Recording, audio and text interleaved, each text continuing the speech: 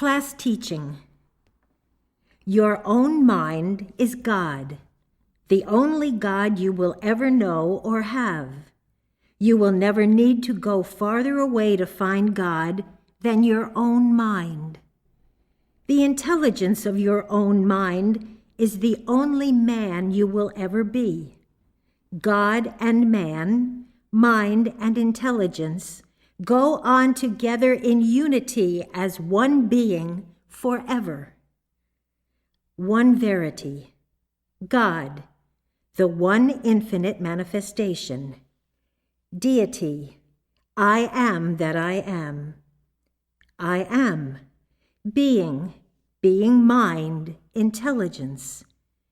Being, cause, effect, God, good. Section 1. Christian Science is a science. Science is unalterable truth. Thinking must be truth. One science, God. God, impersonal, unalterable, changeless truth. God, truth, all true thoughts. Everything good, useful, or natural is a thought formed by God in our own mind, always within. Thoughts and things are one and the same thing. The fault is in the way we see and know things. A problem: wrong thoughts about a right thing. A personal mind, when correctly understood, is found to be divine mind. God is our own mind. God and man are one being. One's own mind is God, the only God you will ever know or have. Human thinking, when right and good, is divine thinking, when good and useful and natural and true, appearing through the mists of mortal mind. The better our thinking, the more God appears. Thinking true thoughts is living. Mortal mind is ignorance. Cease to believe our mind is a lesser mind than God. Demonstration is mind present. In order to demonstrate any good thing, we don't create through treatment or prayer. Mind is finished. I am not a creator. Treatment or prayer helps you to see them as they are. Man is always the good that God is. Through right thinking and right living, I think and act as if I were what I am, even the same good that God is. Good is not outside our own mind. Any degree of understanding is potentially all, as the acorn is all of an oak. Section 2. A. Necessity of spiritualization of thought. B.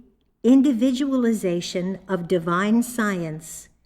Ignorance referred to as a veil or cloud in the Bible. To thin the cloud or mist through spiritualization, true thought or understanding appears by degrees. Each degree swallows up ignorance. To individualize truth, each individual becomes actively and consciously that truth. There are exact rules in our textbook to show us how to individualize truth. Rules on each page. It is necessary to work by rule. Rule is a determined method of thought prescribed that will direct one's thinking in accord with a science. Every value or fact we will ever know is in mind. Spiritual facts are tangible and invariable. Section 3. Rules. Science and Health, page 149, line 11, page 123, line 12. 3 steps. This rule is basic. Matter is a wrong thought. Matter is a mental state. Matter is a misstatement about some thought form about a right thing. When I see matter, I see a right thing in the wrong way. Matter is an illusion in my mind. When I exclude matter, I exclude from my thinking my mistaken sense about body and things. Water on the highway, not there. We do not get rid of our bodies or heal them or save them. We learn to see and know things as they are in truth. Resolve things into thoughts, one kind of thought. Replace the objects of sense with spiritual ideas. Page 208, line 12, page 123, lines 12 through 15. A problem is mental, in our own mind, a mental conflict between truth and error. Knowing the truth includes living the truth. We are not required to correct and save the world. Our world is in us. All men are saved as God is saved, not material, but spiritual. The yoke is easy and the burden light. The seed is in itself. The power to be and to do is in mind, subjective. Class instruction: to teach one how to apply the truth and how to present this truth to others. Manual, page 86. The teachers of primary class. Recapitulation only. 2. What mind is conscious of as himself, man is that. Man is mind's idea or awareness of himself. Man is the mental, spiritual isness of mind. Body. The word body means being. What mind is consciously being, that is body. Body is always the expression of the mind. Therefore, man or intelligence, the body of mind. Mind and body are one and inseparable. So-called mortal mind and body is but an erroneous concept of mind and body and is a myth. Whatever is possible to God is possible to man. Our vision is an exact science. Our vision is the absolute truth. Where there is no vision, they perish. Faith necessary, conviction in an absolute truth. Whatever is humanly possible is temporary eternal means, while spiritualizing our thought. Every problem has a solution, and we are ready to rise to the solution or we wouldn't have the problem. Purpose of the lesson: oneness. To establish a correct scientific sense of God, oneness, man as one being. Man's relation to God is oneness or unity. Man looks out from mind, God, not up to God. It is false theology to think God, spirit, and man, universe, matter. Nothing is true of man that is not true of God, sun and all its rays. All men are individual and spiritual. It is more important to know that I am not a personality, but an individuality, than to know there is no disease or lack. Man does not have all mind as God has, but is all God as mind is. We are both noumenon and phenomenon, God and man, one being. Man is never God. Wherever man is, there is noumenon and phenomenon. All thought constitutes God or mind and is unfolded out in expression. Science and Health, page 502, line 29. This I am is conscious identity. Light emitting itself as light.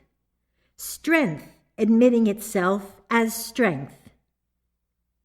Cause and effect. Effect depends on cause. There is no place where God ends and man begins. God, mind, is known by his manifestation, intelligence, or man. There is nothing but God. We will ever know God only as we know each other. Recapitulation, summary or concise statement. This chapter, absolute truth set out. Great importance in understanding the synonyms, characteristics, or qualities. Every good thing, viewed correctly, is some concrete evidence of God. God as whole, or unity of good, as being self-conscious. God being what he is to himself. God disclosed to himself as all that he is, and that is manifestation or man. What a stupendous idea, man, he is to himself. To demonstrate Christian Science, we must have a spiritual sense of God. 7 Spirits of God, Revelation 4. Open 7 seals of error, Revelation 5. Spirit doesn't have same office as mind. Each synonym has a marked difference of meaning. God, mind, convey true character to man, to human mind. Body, being or effect. Man is body or mind. Man does not have a body. Always mental, spiritual intelligence. Man is incorporeal as mind. We don't have the idea all power. We are the all power, capacity, ability, and efficiency. Nothing is outside or external to consciousness. All this infinitude is making up consciousness. Nothing can stop or hinder what God is. God or mind not possessed by man. God self-sufficient. God self-sustained.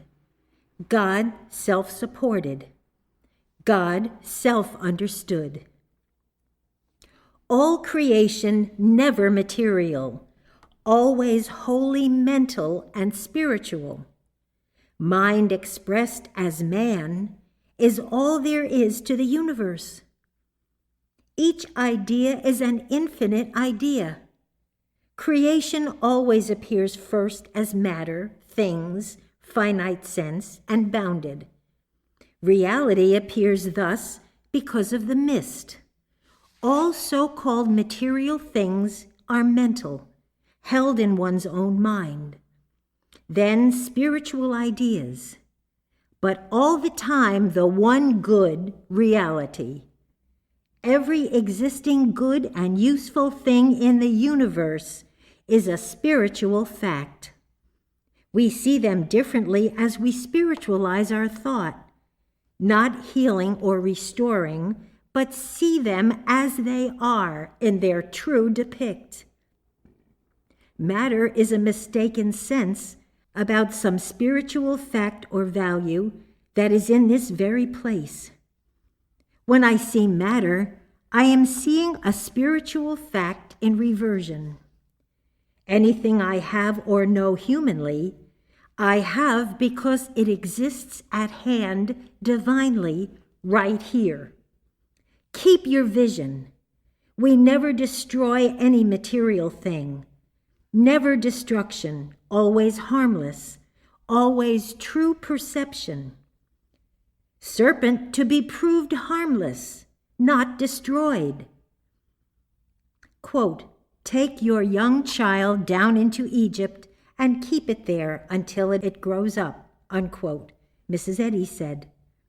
This new understanding of what God is, protect it. Don't discuss it promiscuously. 3. God, good, mind, spirit, soul.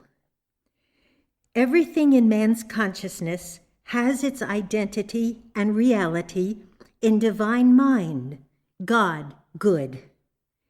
Coincidence, human, is divine, not just a happen so. Always the reality appearing through the mist. Always subjective.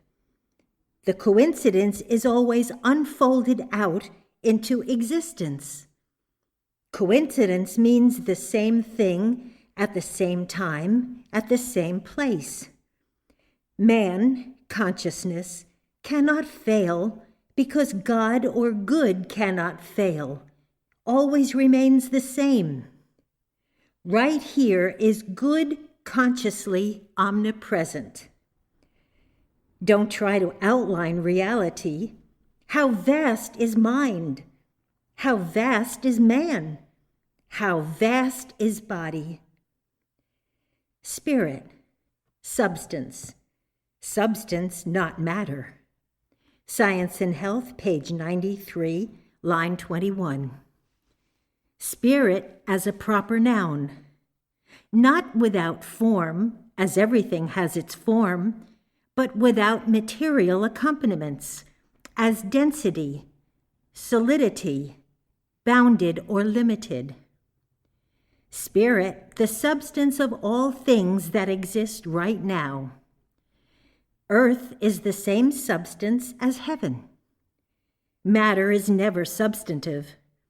Anything that fills space is something mind or spirit is being. We do not at once see perfectly the actual thing, but we are seeing it more clearly all the time. We see our highest human concept of reality at hand. Our human concept, always the actual divine fact appearing. Never believe anything other than the divine fact right there, appearing the best you can know it. I is the truth of everybody. Quote, I am come that they might have life and have it more abundantly, unquote. John 10, verse 10. Human concept is the divine idea and nothing else, always the divine coincidence. We will always have a better sense of our world, a change from glory unto glory, until we attain reality. In science, we admit only the divine fact to be at hand, accept no caricature drawn by mortal mind. A problem is a misconception of a reality at hand. Planes. 1. Matter accompaniment. 2. Human concept without matter accompaniment. 3. Spiritual consciousness. Soul, God. Soul, body, true sense of body. An idea of the true relation between soul and body. Unless we have a proper sense of this relation, we never can overcome sin, disease, and death. Soul to itself is the one conscious power and animus to unfold itself out into body. Belief of a soul of our own, this is the root of animal magnetism, false religions, and MDs all working to save souls. This belief, worst of superstitions. Soul is God, one infinite one. The sun sends itself forth in many rays, but not many suns. Each ray possesses all the qualities of the sun. Before the revelation of Christian Science, no one ever dreamed the body and soul he now has is the manifestation of the one soul or mind. Christian Science is the only religion that teaches one soul and one body. Body, purely mental and spiritual. We need to enlarge and spiritualize our sense of body. Our sense is all that is wrong. Soul or mind can only be known through its manifestation, body. Man does not have body. Man is body. Man is both the one mind and body, the noumenon and phenomenon. Everything that constitutes body is spiritual. The 7 synonyms give to itself body. Each individual does not have a body.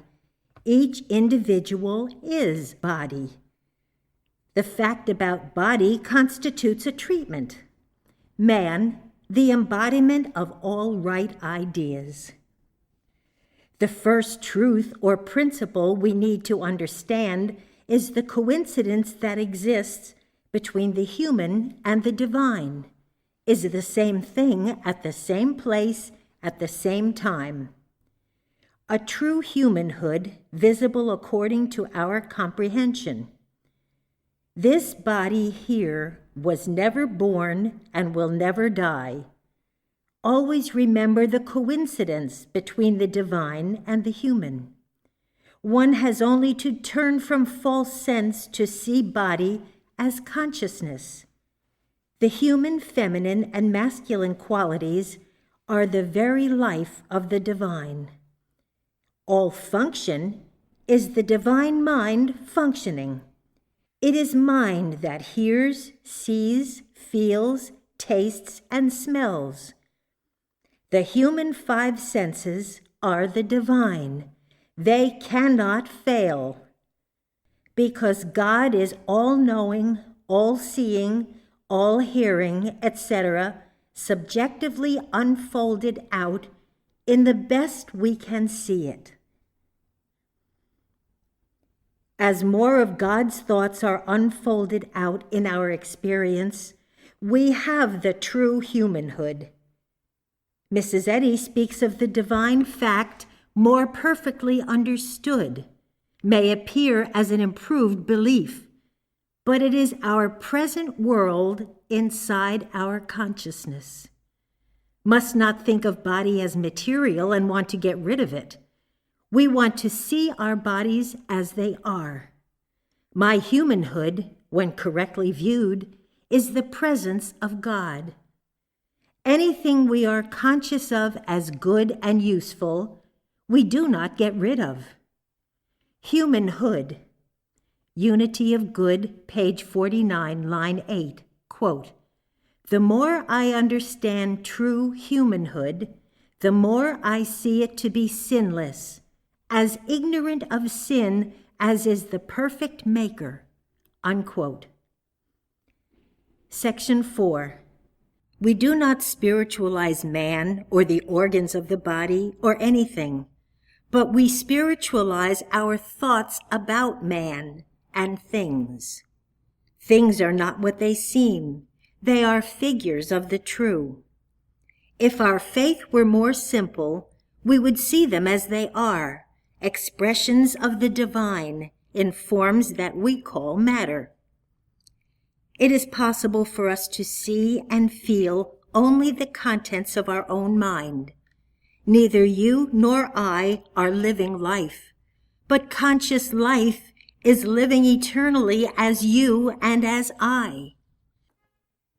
Creation, Science and Health, page 262, lines 24 to 32. Primary and secondary qualities. Light emits light. Elements and qualities comprised in mind, unfolded out in their identities. God, good, mind. Consciousness, man, body, identity. You and I. Action, action. Health, health. Strength, strength. Vigor, vigor. Substance, substance. Immortality, immortality. All in all. Quote, Martha, we have to know each other forever. Unquote. Mrs. Eddy. Beginning means God revealed himself.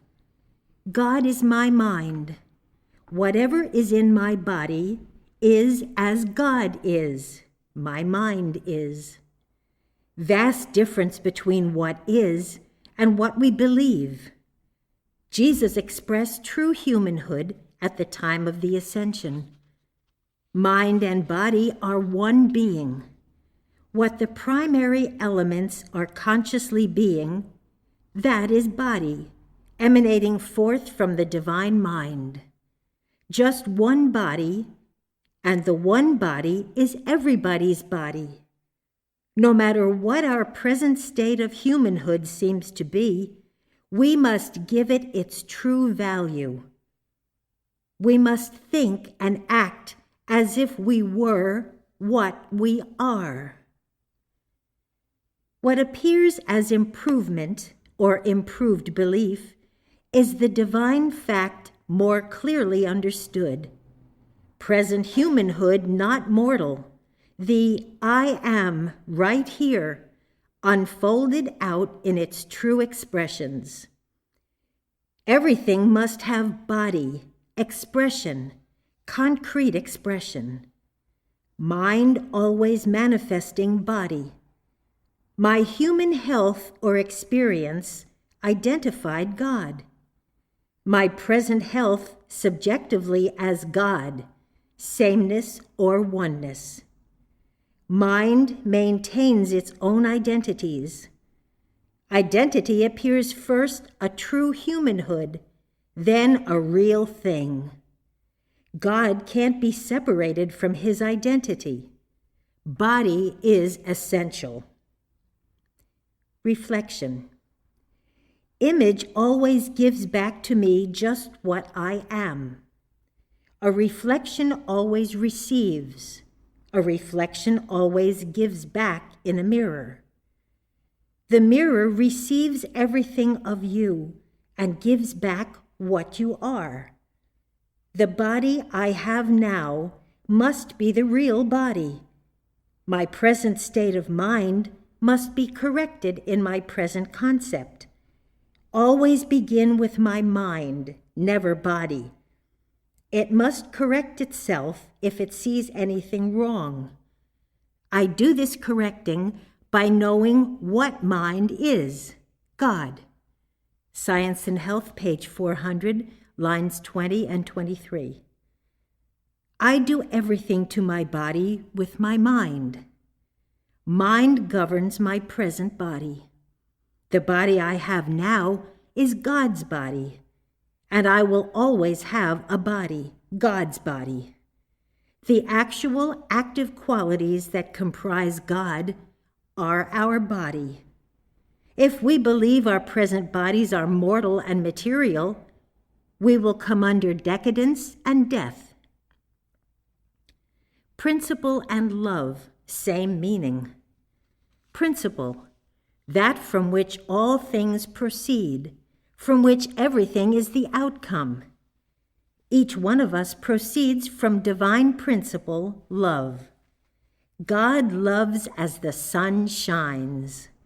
The truth about everyone and everything is love. Love is infinite.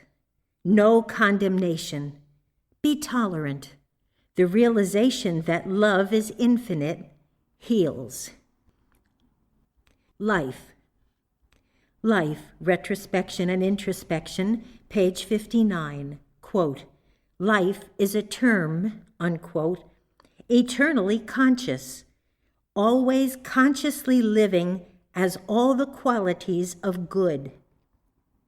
As natural for life to live as for sun to shine. Nothing can become unconscious or die. Conscious action is unfolded out into particular action called bowels or heart. Life, or constant action, is the substance of all things. Action is. Don't try to bring it into experience. Conscious life living, not of itself, but the one infinite life. No inaction, overaction, or diseased action. Life, conscious action, never varies.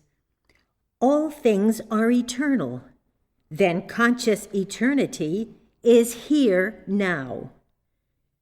The life that I now live in the flesh is that eternal life living as me. Any infinitesimal life is that eternal life. That which has ever lived has never died, but is living eternally. The life I live now is eternal life. Conscious life is living as you and me. Life is never young nor old, always at maturity. Prove our highest conception of man as living rather than dead. Mind, love, couldn't operate in a reverted sense as a reversion of truth. Death is an illusion. No person will ever be any more conscious of death than of birth. Death is not in the victim we say has died, but in us. All phenomena are in us. Our verdict of death in our friends does not change them one iota. Jesus was the same after death as before. If the senses lie about life, they also lie about death. We must lift ourselves above the evidence of the senses. Section 5. Good, consciousness, identity, body, man. Good lung, good stomach, good hand, good blood, good loaves, good flesh. Mrs. Eddy's favorite passages, Science and Health, page 368, line 10, 369, line 13. We will have our true humanhood until we have our ascension. Truth is God. God as entity is truth in totality. Truth in the unseen or invisible is God. Truth in the seen or visible is Christ. It makes no difference how I see things humanly. There is nothing, there is but truth. The disclosure of truth is infinite. Truth not brought about by someone thinking truth. Truth is that which is, God. Each one of us can say, I am the truth. Truth comes to us to show us ourselves and all things as we are. Whenever our thinking is true thought, that is God, mind, thinking the truth. God, mind, thinking consciously and actively as you and I. This truth heals the sick and the sinning. Recognize the truth we know as being God.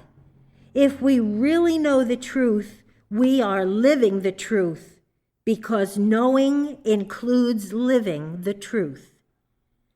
The wholeness, essence, and nature of deity, divinity, a living, ever-conscious whole, all that is. Infinity in unity. Unity of good. Mrs. Eddy considered her masterpiece, written between the hours of 3 and 5 a.m. One all-inclusive unity. Whatever I know humanly is something of this whole. All things have the quality of inseparableness and indivisibility. Every thought form carries every quality with it, to unfold itself out into the expression of all good. Each quality that comprises my mind is infinite and everywhere. Every identity is always at one with its original qualities, its principle, each quality whole. All ideas that make up my consciousness humanly cannot fail. Each idea carries with it everything necessary for its completeness.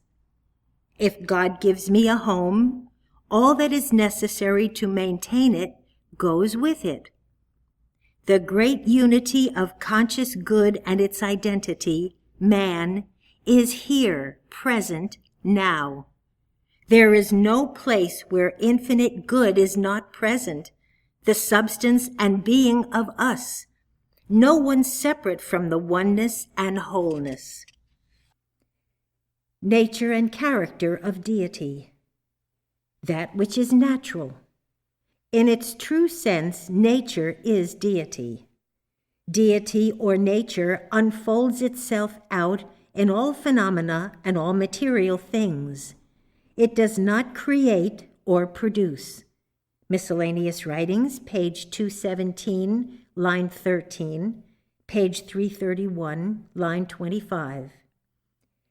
Deity expresses his divine character when he unfolds himself in man and the universe.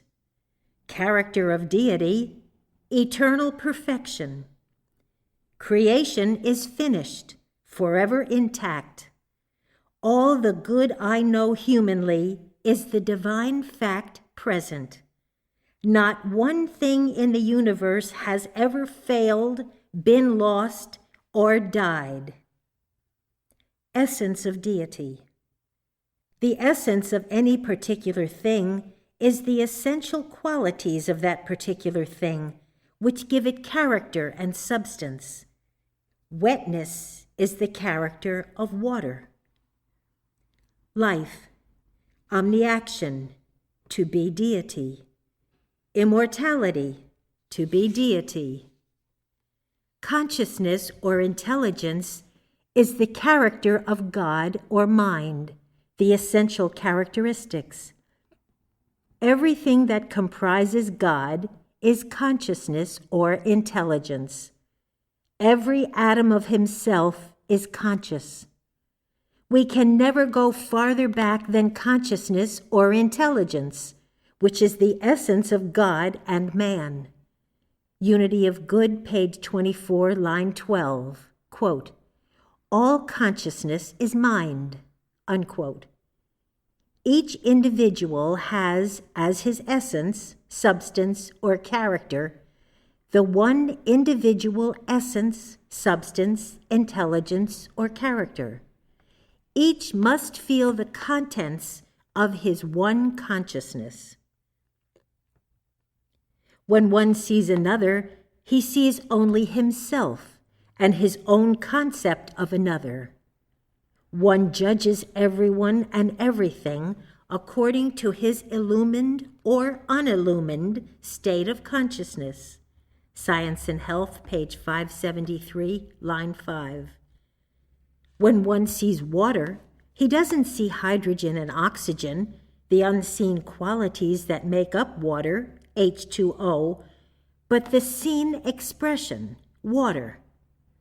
There is no place where hydrogen and oxygen ends and water begins, but the one substance, its primary elements, seen as its expression, unfolded out in water, respective seen and felt expressions.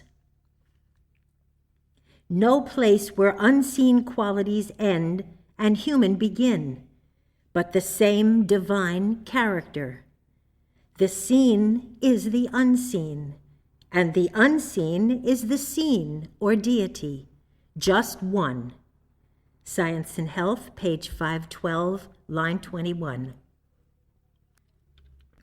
Mental both primarily and secondarily. The seen qualities are mental and spiritual, one and the same essence and substance, and have the same character. Bones, flesh, all human good is the same essence as their primary element. Temporary food and clothing we can never be without, always a higher sense of them. Sun does not produce heat, color, etc. The essence and qualities comprise the sun. Just radiate themselves as the sun shines out in their own isness. All good is.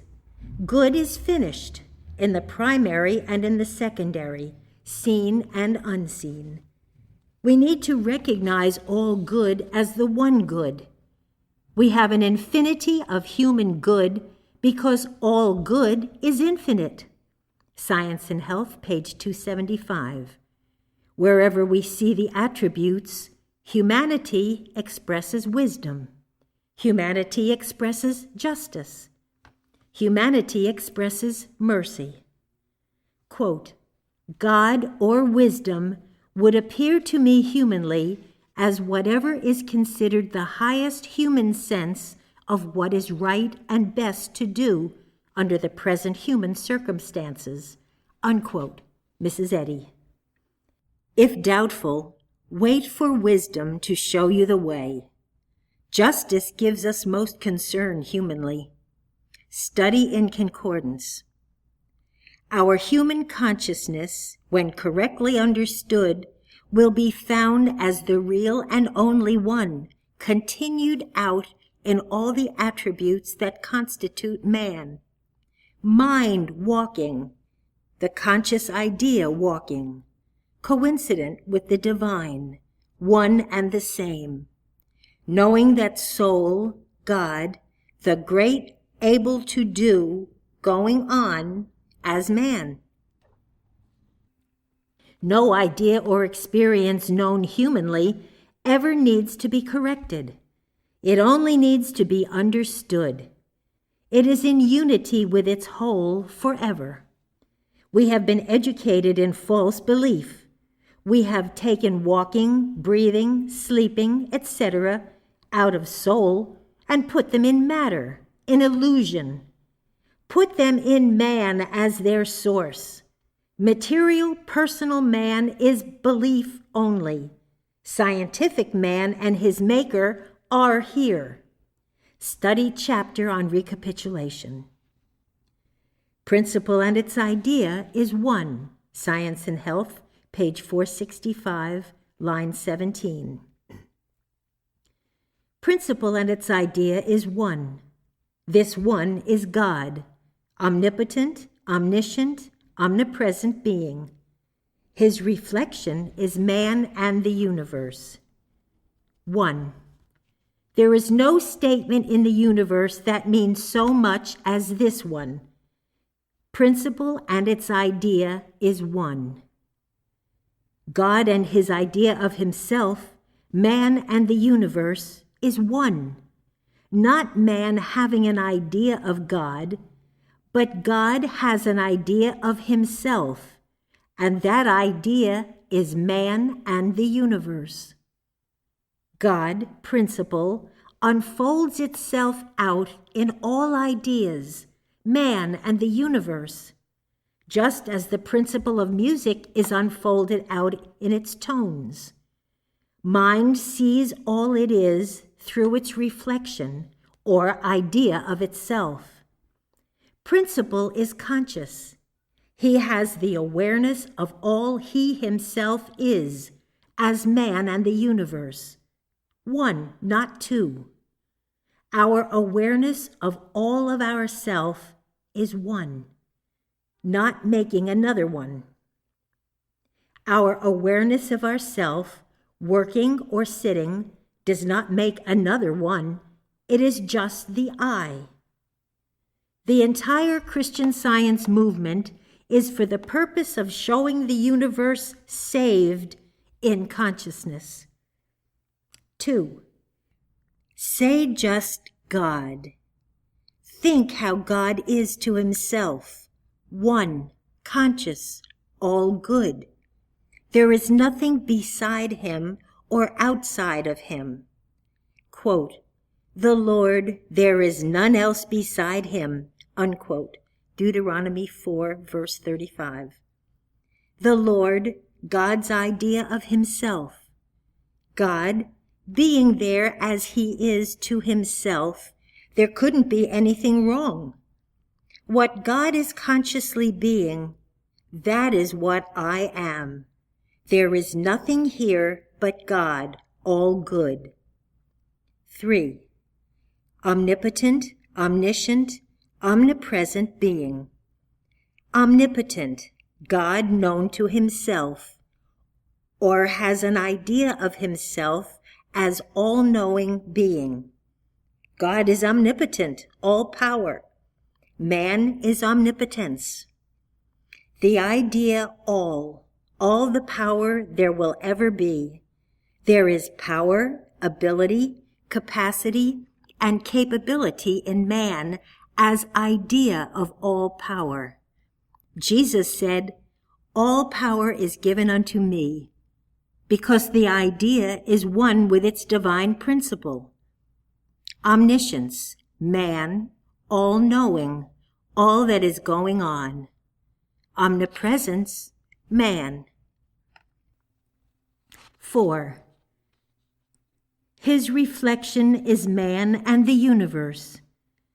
God and the image and likeness is in God. Christian Science, the only religion that teaches what reflection is.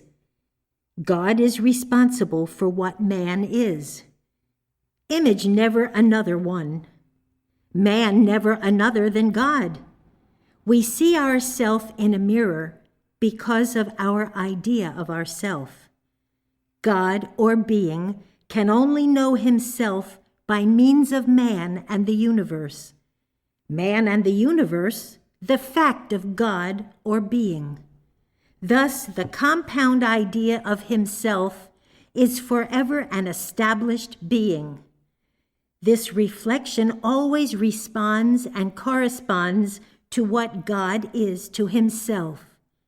God knows himself by means of his body or manifestation in totality. Section 6. Love. Miscellany, page 117, line 19, quote, "This great truth of God's impersonality and individuality, and of man in his image and likeness, individual but not personal, is the foundation of Christian Science." Unquote. No and Yes, page 19, line 15, quote, "God is individual and man is his individualized idea." Unquote. Rudimental Divine Science, page 2, line 18. Quote, "Science defines the individuality of God as supreme good, life, truth, love." Unquote. Then man, as individualized idea, must be one and the same supreme good, life, truth, love. Retrospection, page 73, lines 1 through 24. No and Yes, page 26, lines 19 to 25. Miscellaneous Writings, page 104, lines 22 to 23. Science and Health, page 491, lines 25 to 26. All good, never external to consciousness. Some infinite good has unfolded itself out in consciousness as what is called money, home, friends, but it all makes up the human consciousness. Wherever there is consciousness, there is good.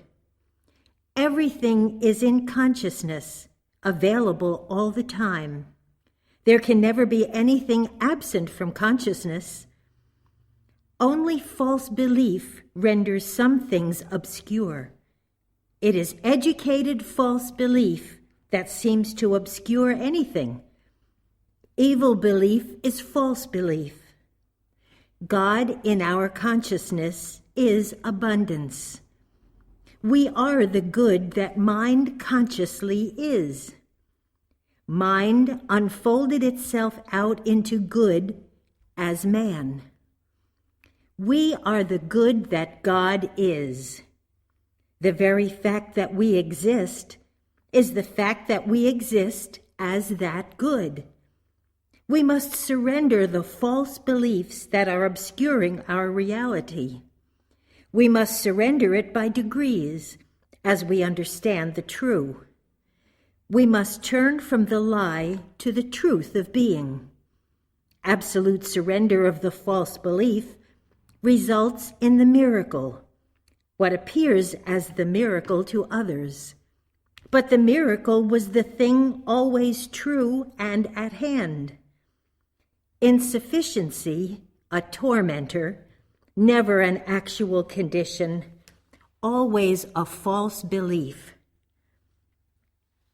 Feeding the 5,000. Disciples believed in insufficiency and that good was external. Jesus looked up to heaven, looked at the fact. Loaves and fishes were infinite ideas. The worst belief that we can have is that there are things to be conscious of, and we are not conscious of them. Elisha fed 100 with a few barley loaves and some corn.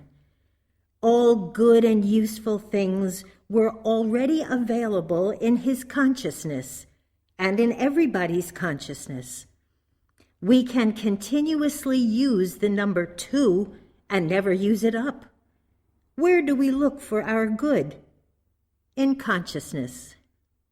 The kingdom of good always within and constitutes our consciousness. There is never a personality or consciousness of our own. Money is something that God is. We have it all in consciousness. We are it as reflection because mind makes us that. Function of man. Man is God's idea of himself. It is necessary for God to have an idea of himself. So great is the function and importance of man. He was made for that purpose, or there wouldn't be a God. Our divine purpose of existing is that we can give back to God what he is, or be reflection. Generic man. All men and women as a totality. Individual man is the individualized idea, or is God's individualized idea of himself in the universe. Man. Generic man equals Christ, equals family name, equals all men, the full representation as truth. Same in scientific meaning. All the sons and daughters of God who appear humanly as men and women, not corporeals, but individual mentalities that make up the full manifestation of man. All the mentalities in the universe is the church. Man in God's image and likeness means infinity. Man, Christ, Son of God. Each one is a mentality, including all the mentalities. The one manifestation made up of all the individual mentalities. A distinct mentality, including all mentality, Son of God. A full representation made up of all other mentalities. And all these mentalities include Jesus' individual mentality, including the universe. Quote, I am the Christ, unquote. Christ is all men and women, or all mentalities taken collectively. A dewdrop reflects the sun. Each one of us reflects the infinite one, all that infinite mind is.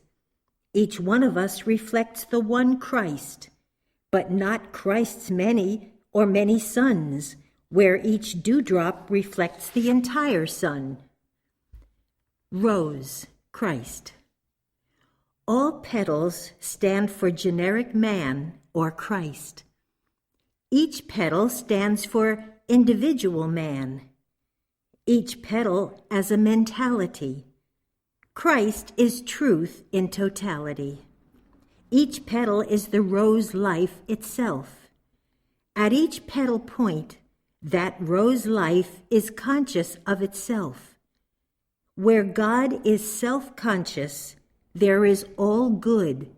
All consciousness includes the universe. Each individual mentality includes the one conscious universe, an entirety, a totality. Right at the expression point, there is all of God. Dewdrop could say, I have the entire sun in me. Each individual a full representation of God or Christ. One universal Christ is the individual Christ in each of us. Each one of us has reality or all things within each of us. One kingdom of heaven within each of us. Each has all, and all has each. Twofold character of man, Son of God, Son of Man, Jesus consciousness. Message for 1901, page 20, line 8, quote, "The Christian scientist is alone with his own being and with the reality of things," unquote. We have to include the universe in our thinking. Many mentalities collectively are still one man. Man or Christ is seen as an infinite number of seen sons and daughters. The seen phenomena does not contradict the one manifestation. It takes all mankind undivided to make the one mind. There is but one mind. His manifestation is the one character, Christ, all men and women. Wherever you see men and women, you see this one man. If we see correctly, we see divine mentalities, not corporealities. Am I something besides this one presence?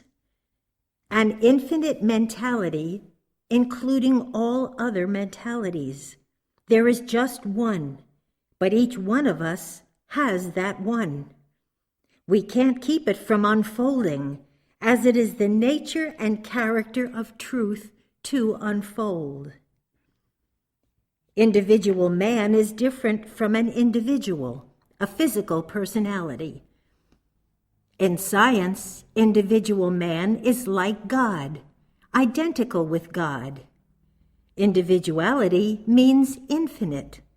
The individuality of God and man is the foundation of Christian science. Physical personality is finite.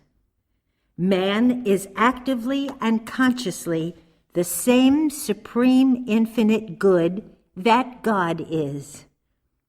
Personality is not the individuality of man. When man learns that he is not personal and material, he will see that he is exempt from sin, disease, and death. The spiritual is all that is present. When we understand this, we will have an enlightened and changed sense of ourselves and others. Man, the divine character of God. Drop the belief of personality. Get it wholly out of mind. Keep before us the right model. We are being crucified by letting in the belief that someone can dominate, suppress, or dictate. Without gaining the consciousness that Jesus had, not one of us can heal a single case.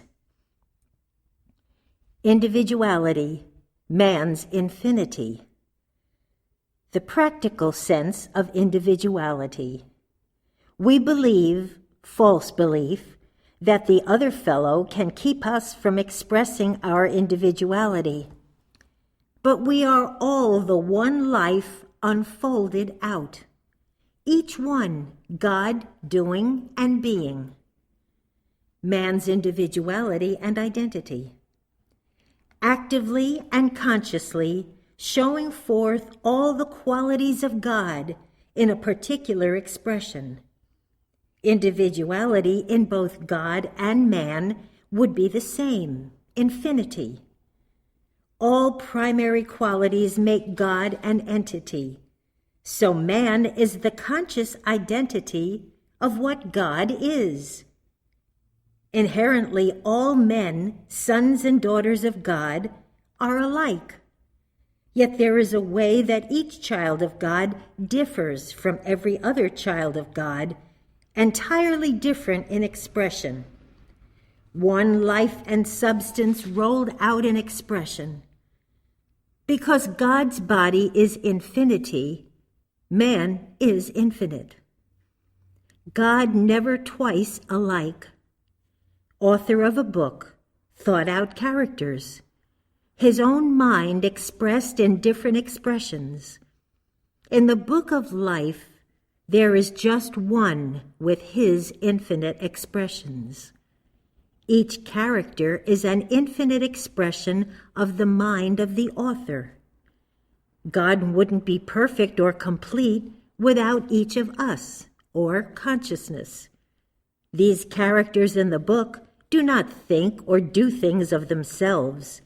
It is the author's mind unfolding out there as characters. There is just one thing that can think, one thinking agent, God or mind. One author, thinking or doing it, in particular expression of the Father mind. God is all there is to me. The one conscious mind, God, as he is here in this particular expression. Every man, woman, and child as being a particular mental, spiritual member of the one body, Christ. All mentalities there are, that God is being, is church. When we see the characters, mentalities, correctly in the book of life, we see God as he is and does and thinks. The children of God are the one being expressed as infinite, individual, divine characters. The substance comes from the same source. Each character is conscious identity of the one author, forever preserved, eternal, immortal, the one being expressing himself. Absolute science by no means destroys one's individuality and identity, but shows the impossibility of their loss.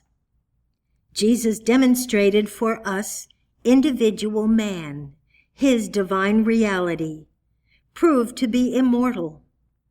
His mission was to show each one of us what divine individuality is to each of us. We can recognize ourselves as God's presence, a celestial being in God's universe. Inasmuch as God is the author of the universe and all the characters, nothing was written there but eternal joy, peace, and harmony. Humanly speaking, we see personality instead of individuality. Individuality, not personal. A God being. Eventually, truth will destroy all belief, and man will find himself a birthless, deathless being. My individuality. Sin and sickness, no part of individuality. Each one of us is some distinct and distinguished mind thinking, and God going on here.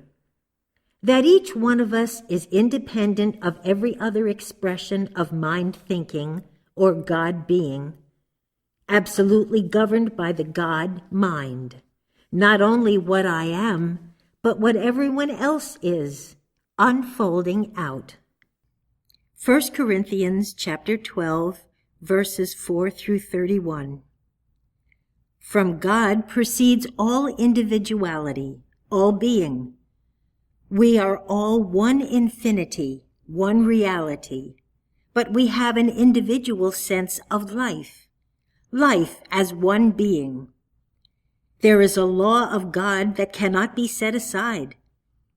Because we are each individual, we must each express our individual self.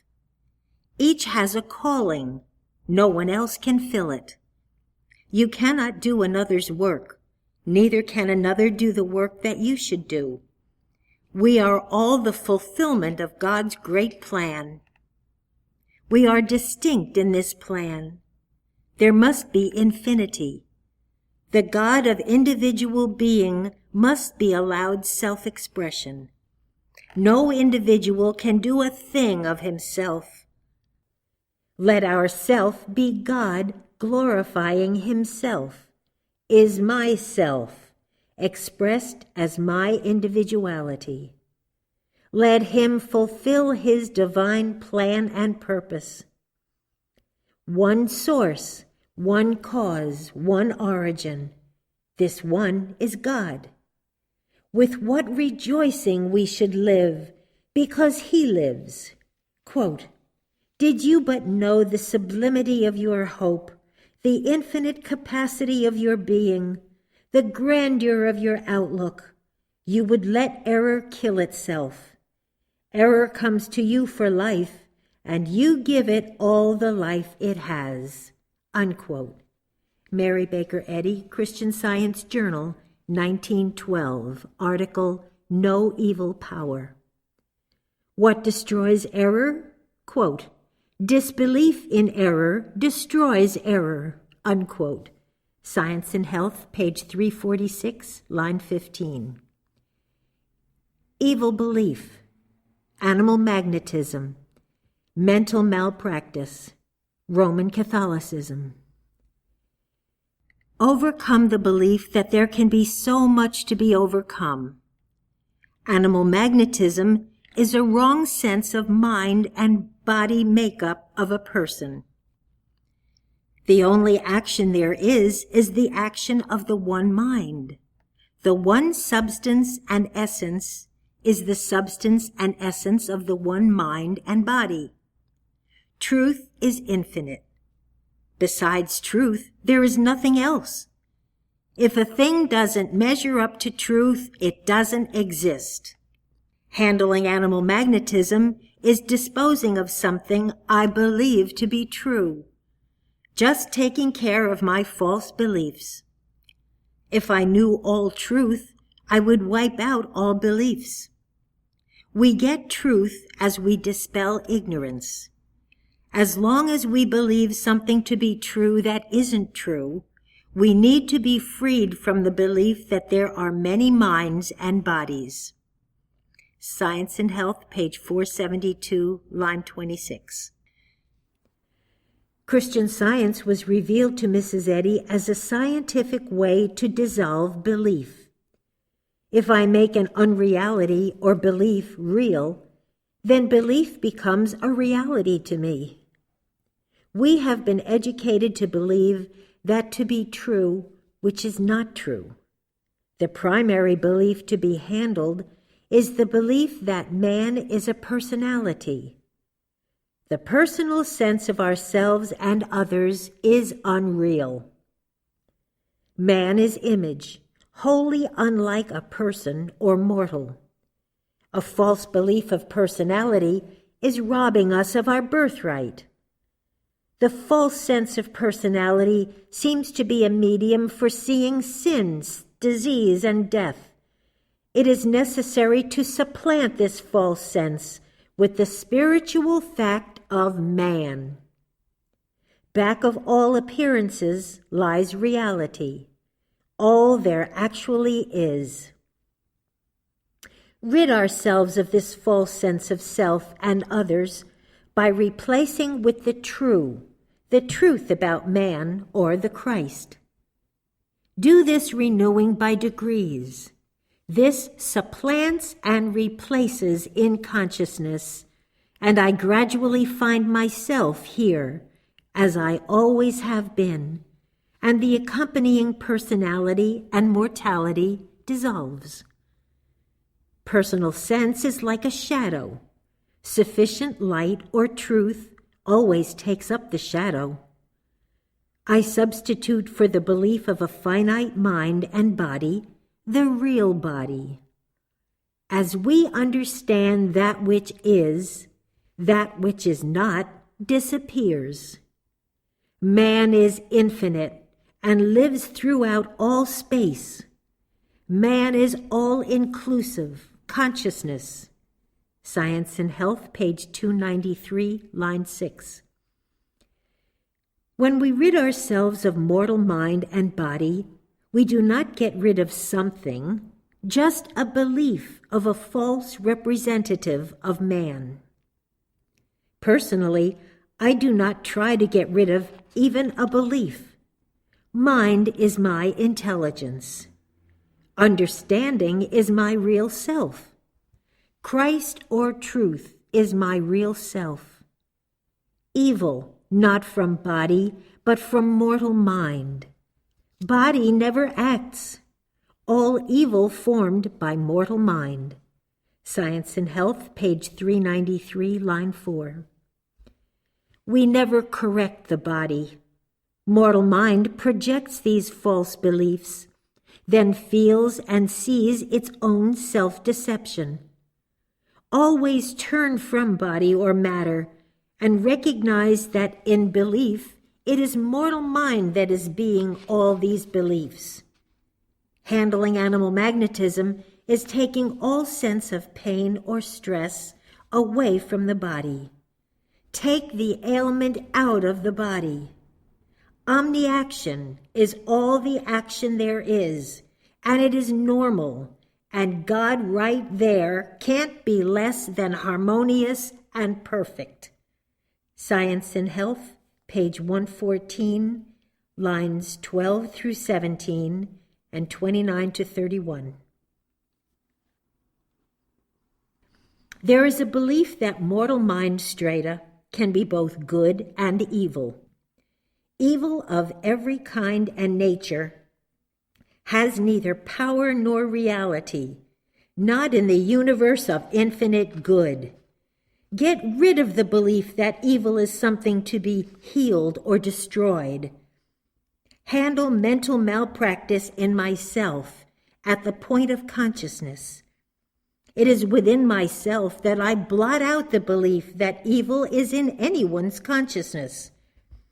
The living, conscious truth, living as me, destroys the belief that evil can live as consciousness. Keep man individual and having all that there is, God. Section 7. Quote, Jesus read the minds of his students, and he saw their sins, but did not believe it was their minds, and this did the healing. Unquote. Mrs. Eddy. Protective work. Quote, if we do not control our possessions through the understanding that they are spiritual, they will control us through the belief that they are material. Unquote. Mrs. Eddy.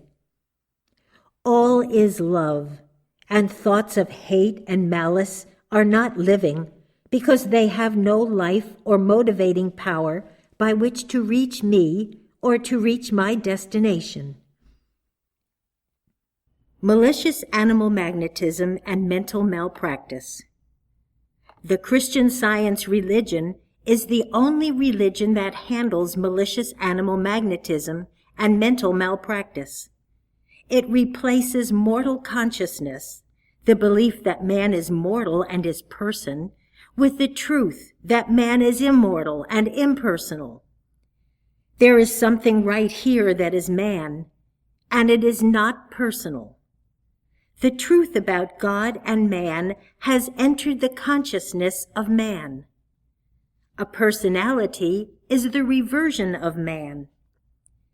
All other religions believe a personality or mortal is man, something to be fulfilled and made godlike. A mortal personality is a false image. Jesus proved that the man at hand was the divine man, but the way he appeared to be was the carnal mind's conception of man. Materia Medica is trying to save the body. I need the Christ or Savior in myself to see the divine man. Mortal man has no co-partnership with the divine. A mortal personality is illusion, a belief to be dissolved, not to be made into an immortal. Man is already immortal. Our real self or divinity right here, and we shall see it as our true humanhood. Animal magnetism is the family name for all that appears to be evil. Evil in totality. The terms animal magnetism and mental malpractice are out of the dictionary, not coined by Mrs. Eddy. Students seldom use the terms as they give the impression of something mysterious. Roman Catholicism used 5 or 6 times by Mrs. Eddy. Animal magnetism is discussed on 7 pages in Science and Health. Mental malpractice is given 1 paragraph in Miscellaneous Writings, page 113, line 21. There are many terms synonymous with animal magnetism: error, evil, false belief, claim, negation, misconception, misstatement.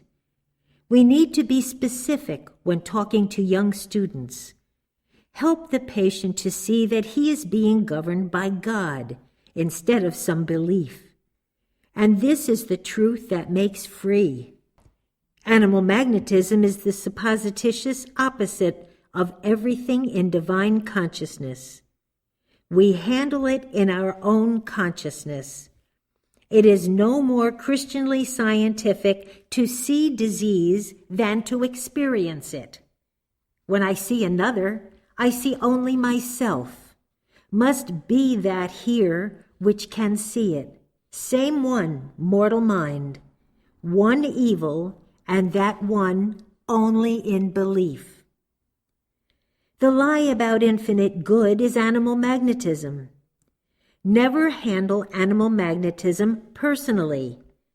It is the science, the truth, the living Christ that handles animal magnetism, not me personally. Understanding that handles the mistake in others. We must make nothing of the mistake. Replacing beliefs with truth, we remove the covering, the veil, for the whole world, thinning the veil of false belief that obscures the reality right there. Find error to be nothing. Then and only then do we handle it. Handle the belief or suggestion that you can possibly feel or see an error. What you have seen or felt has never been a condition, a picture. Let go of false belief, and healing is instantaneous. False belief does not and cannot continue itself in consciousness when it is once admitted to be a belief only, and not a condition of the body. Any seeming imperfect thing is already whole. False belief cannot keep us from knowing things as they really are, our real being right here. Let us begin to rejoice. We can't see and feel anything but what is in our consciousness. The withered arm of the woman. Her first step was when she resolved not to acknowledge it again. The body never tells us what to do. The great revelation taught by Mrs. Eddy was and is the unreality of life and intelligence in the body. The synonyms of God are not finite, not life in a personality. Sin, disease, and death, a mental mortal mind image. The body does not have anything to do with it. The whole family of errors, mortal illusion, does not exist as fact, but mortal mind images, misconception. The one infinite good does not contain evil, a broken bone, or anything that is wrong. Not one iota of imperfection, inharmony, or materiality. The mind we now have is God. To believe otherwise is mental malpractice in us, if we see it in ourselves or others. Jesus knew evil was a deceptive appearance or feeling. Mrs. Eddy understood the deceptiveness of evil to the extent that she healed instantly. She knew God. Good is infinite. Bicknell Young said to me, Mrs. Wilcox, in metaphysical college, quote, "You never can heal an incurable case if you believe they can die," unquote. Let our divinity become our humanity. To some extent, heal through argument, through affirmation of truth, and denial of error. Specific error needs to be offset by specific truth. Keep your mind from combating and resisting evil.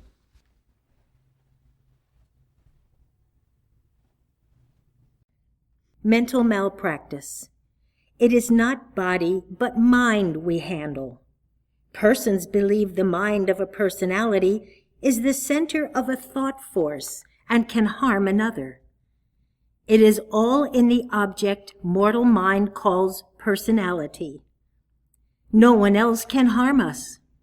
One person's mind does not govern or influence another.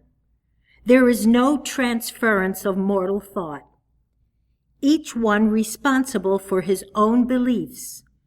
All the turmoil in the world, a belief, basically wrong mental activity, mortal mind's pictures. Never ignore an error or an evil, but understand why there can't be evil. One omnipotent power. We have erroneous conditions as long as we believe in them. Error can be destroyed because it is mental in mortal mind. Important, quote, "The Christianly scientific real is the sensuous unreal," unquote. Science and Health, page 353, line 1. Quote, "The greatest wrong is but a supposititious opposite of the highest right," unquote. Science and Health, page 368, line 1. The carnal mind is a murderer from the beginning. The carnal mind is a lie, no truth in it. It never was intended that we should be overcome of evil. Evil always impersonal, so it can be overcome in ourselves and others. There is just one thing that thinks. Unless God thinks a hateful thing, no one can think it. Deal with errors as mistakes, but not personal, mine or anyone's. Overcome the belief that there can be any evil to be overcome. There cannot be unjust personalities in my consciousness or any consciousness. Not persons that think. Only mind enacts thinking. Only the carnal mind in us that sees what these many minds seem to be doing. The correction is in ourselves. Science and Health, page 220, line 18. Mortal man sees what is in his own consciousness, but sees it inverted. Never correct persons or have a person correct himself. It is the conscious truth in us that sees erroneous beliefs become nothing. The truth, the supremacy and allness of good. Miscellany, page 364, line 15. Manual, page 84. When I think my brother hates me, I am malpracticing on my brother and myself. It is the Christian religion, the understanding of this religion, that heals, not me personally. Roman Catholicism. Roman Catholics are those who have embraced a personal sense of man and things. They have based their religion on this personal sense of man. Roman Catholics think God is spirit, but man is separated from God and is material and a sinner, and must be saved only through the Roman Catholic Church. Christian Scientists are those who have embraced the spiritual sense of man and things, the oneness of God and man. Man not personal, but individual and whole. Roman Catholicism, the almost universal misconception of man and church. Christian Science, proper functioning of church. Personal sense and Roman Catholicism are synonymous, opposite modes of thought. Personal evil and impersonal truth. Carnal mind and immortal mind. Roman Catholicism should be handled for every case. Satan has bound him. There is nothing but God in a particular expression. Personal sense always impersonal. Carnal mind being personal sense. Inharmonious conditions can never be disposed of by thinking they come from a person, not originating in a person, but opposite to what is true, only mental malpractice in our own mind. Personal sense, Roman Catholicism, seems to be present in my consciousness. I can replace the object or person with the individual man that is present. As I understand, Roman Catholicism or personal sense cannot be my consciousness. God is their mind and my mind. All errors are mental images of mortal mind. Take it away from person, it is illusion. Not the person in church affairs that enacts error, holy mortal mind, picturing as their mind and as our mind. But God is the only mind. Truth will order aright what is necessary in human footsteps under any circumstances. Let mind remove properly all that is offensive in our consciousness. Man governed by one mind, personalities powerless to act. The images of personality come to us for life, and we give it all the life it has. See that I am living and thinking according to God and man. I handle the belief that there is a personal mind. Much Roman Catholicism talk is just superstition and witchcraft. All action is the action of the one infinite mind. Roman Catholicism, impossible to have activity or power. All power or action is God or mind. No opposition to right endeavor. Opposition and suffering not from others. Personal sense is self-eliminated. Warfare is between personality and individuality. Materia Medica. Specifically handle Materia Medica laws. All the beliefs are formed not by MDs, but by mortal mind. Reversions are not laws. Doctors do not make Materia Medica. Mortal mind is the culprit. Doctors have the same mind that we have, divine mind. This great body of belief is not personal. Basic beliefs of mortal mind. The heart, liver, and stomach are divine ideas. All should be released from the dominating influence of mortal minds in a Christianly scientific way.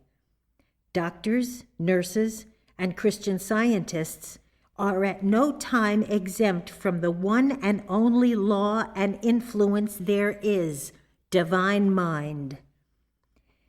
The righteous thought of Christian Science in Christian Scientists does not sit in judgment even of doctors.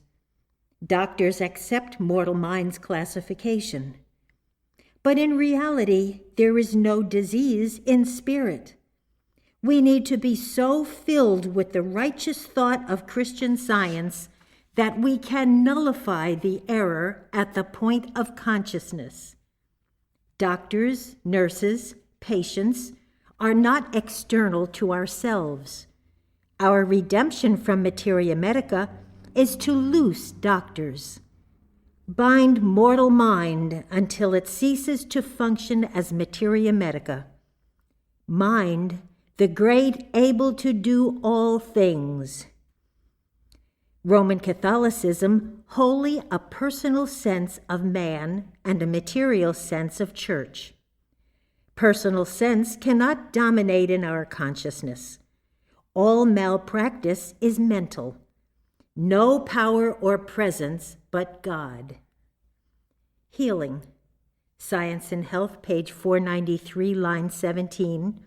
Science and Health, page 253, lines 18 to 31.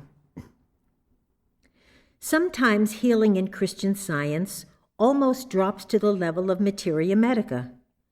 Those who believe in materia medica want medicine, and those who are Christian Scientists want a treatment. The physical body can never be sick, independent of mortal mind. The physical body is an unfoldment of mortal mind out in expression. Science and Health, page 208, line 25. Wherever there seems to be sickness, there is only thought. Quote, "Too soon we cannot turn from disease in the body to find disease in the mortal mind, and its cure in working for God. Thought must be made better, and human life more fruitful, for the divine energy to move it onward and upward." Unquote. Miscellaneous Writings, page 343, line 5. It is the mortal material mind that must be healed. Healing is not accomplished by restoring the body, but by restoring the human mind from belief to understanding. It is truth, the living Christ, that frees the human mind out of itself. Healing is accomplished by perceiving the one infinite body, wholly mental and spiritual as it is, and its manifestation, man. When treating, I see that I am perfectly well. That is my starting point.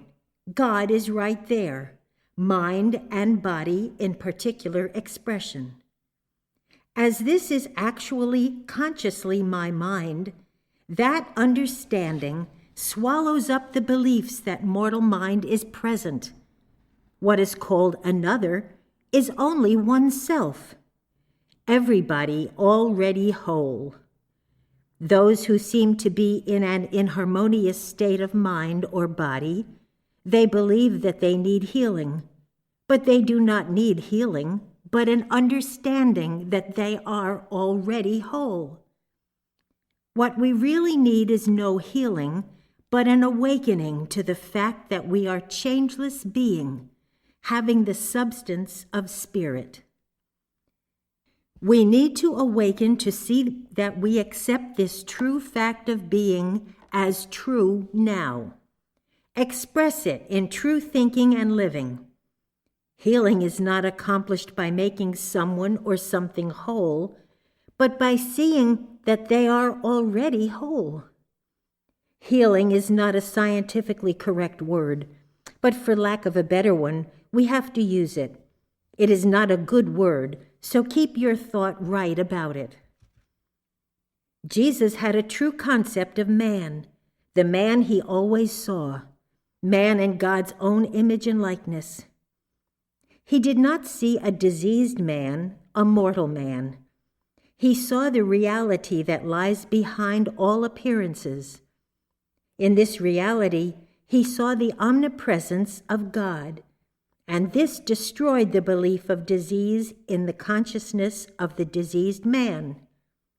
A sick man's creations are altogether mental. He is making them with his mind or mortal mind. Being belief only, they are nothing. Jesus had a right vision. He interpreted everything according to truth. Jesus always spoke to the perfect man when he told him to rise and walk. He was not addressing a lame man. While others around him were seeing their own beliefs, they never saw man. He knew that false pictures or beliefs are not anything, but we must perceive them to be nothing. Jesus said, quote, "Nothing shall by any means hurt you," unquote, Luke 10:19. To know that all so-called evil is nothing is what takes the sting out of the serpent. If the world of Christian scientists would but see through the veil of matter, we would see all social, economic, and industrial problems cease. Even death would fade from the consciousness of man. In the 9th chapter of Luke, Jesus gave his disciples power over all evil beliefs.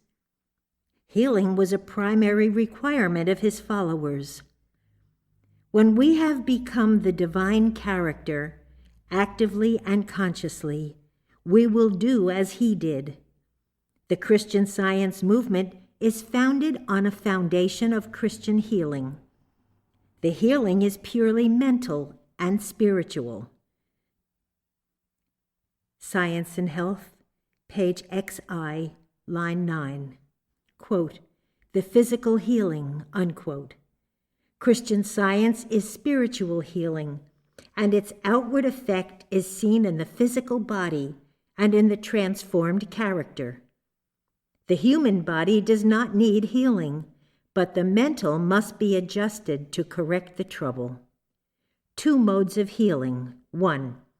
Spiritual healing, done through love. Love thinketh no evil. Love is not dual. When healing through love, we won't have anything to be healed. 2. Metaphysical healing takes the degree of good that I have and lets it take off or counteract a corresponding amount of belief. Through denying error and affirming truth, human thought is spiritualized. Quote, "There is not sufficient spiritual power in the human thought to heal the sick or the sinful. Through the divine energies alone, one must either get out of himself and into God so far that his consciousness is the reflection of the divine, or he must, through argument and the human consciousness of both evil and good, overcome evil." Unquote. Miscellaneous Writings, page 352, line 21.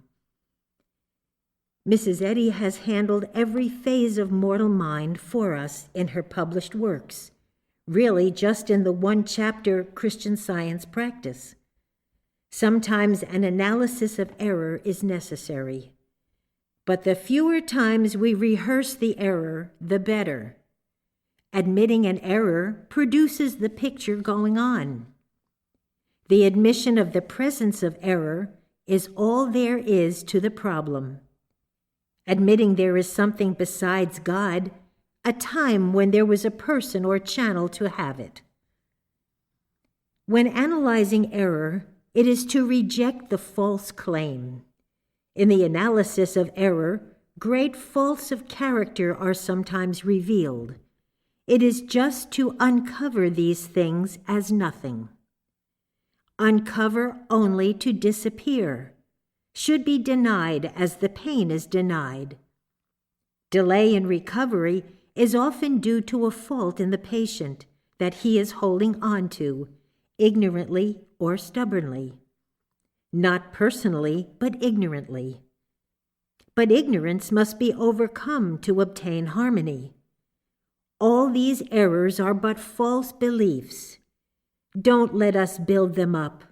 They cannot bind us, as they are not qualities of God or mind, but must be seen and proved as nothing. We can't believe it. Do not excuse or make alibis for ourselves and accuse patient. Make them all errors of mortal mind, never personal. Quote, remove the leading error or governing fear, unquote. Science and Health, page 377, line 20. The beam must be cast out of the practitioner's eye to help the patient. If the patient fails to recover, see it as an error and not true. There is one of two causes when a patient is not healed quickly. Either some sin lies at the door, or some universal law of belief has not been handled. It is usually the latter, so loose him. Conscious life is the rule of all action or law. The practitioner's attitude is very important. Never personalize. Love is the liberator. Love thinketh no evil. To think or speak of any form of error is metaphysically incorrect. So never believe an error or that mental malpractice is a reality. Evil in any form is never in our own thinking. Mortal mind is the culprit. Mortal mind is not mind at all. So-called wrong thinking is not thinking at all, but right thinking in reversion. The one mind is infinite intelligence. Evil intelligence is a belief that requires our attention to unsee it. Mortal mind is the strong man that has to be bound. Truth constitutes an alertness in us. Power is understanding, the Christ in us, and that disposes of the error. Mortal mind of its own consent must yield to truth. Christian Science practitioner. A Christian Science practitioner is God's presence. A patient is God's presence. God Himself is here manifested. There are no channels or mediums for God to express Himself. The word channel might imply separation. The practitioner and the patient are God Himself, omnipresent. A practitioner is a veritable angel of light. It is inevitable that we all are practitioners all the time. The practitioner's practice is the quality of his thinking, his consciousness, that is, of what is going on. A practitioner's desire to do good is not enough. There must be the ability, never personal, God's presence. The ability will be according to the Christ within him, not of himself, but God present. The practitioner's understanding appears to be the reality of his patient. The desire to do good often holds him from doing that good. He holds mankind separate from God, something that needs treatment, and that he is the channel to bring about the good. If the practitioner has an understanding rather than desire, he sees finished perfection, creation finished. The source of his thought must consciously be in the divine mind. True thought always rejects the suggestions of erroneous belief. It habitually thinks truth. Start the healing work with the patient already whole, as a son of God. Maintain the spiritual nature of every so-called patient. Maintain the spiritual nature of everything that comes in the range of his consciousness. Understand that God is all there is. Detect error as error, not as something. Divine mind is his own mind. Sometimes practitioners look for result, for a sign. Results are already before he begins treatment. When we know results already are, we get the best results. A practitioner does not send his thought out to a patient to change the patient's mind or heal his body, but right here, within his own consciousness, knows what is over there already. The function of a practitioner is to know the truth. He has divine mind as his mind and includes all. Never blame a patient. All that the patient seems to do is impersonal evil, not the patient. If we see it as the patient, that is mental malpractice. Handle mortal mind, evil that seems to be the patient's mind, as malpractice, and not having its source in the patient. It is always mortal mind's bland denial of the truth. All there is to the patient is what is, and it is right there, God. Mortal mind has not one iota of power or presence. Patience. A patient has a great part of the recovery, to be obedient, to study, and to hold to the truth given him. Never let mental malpractice hold sway. If the patient really seems to be suffering, don't require much of him or do much talking, but hold to reality, individual man in unity with divine mind. The understanding of the oneness of being excludes the need of healing. So there is just the divine mind here that sees all and knows all, no practitioner or patient present. All one inclusive being is all. The patient needs his vision restored from belief to truth. Mrs. Eddy said, "Teach patients not to love to be sick." Class instruction is the greatest event in our human experience. Mrs. Wilcox. Section 8. Demonstration is concrete evidence. The highest human manifestation is concrete evidence, the highest visible expression of what we can know humanly. Unity of Good, page 11. We demonstrate by degrees. We have our concrete evidence because we understand. We have to spiritualize our thought to know it is all here.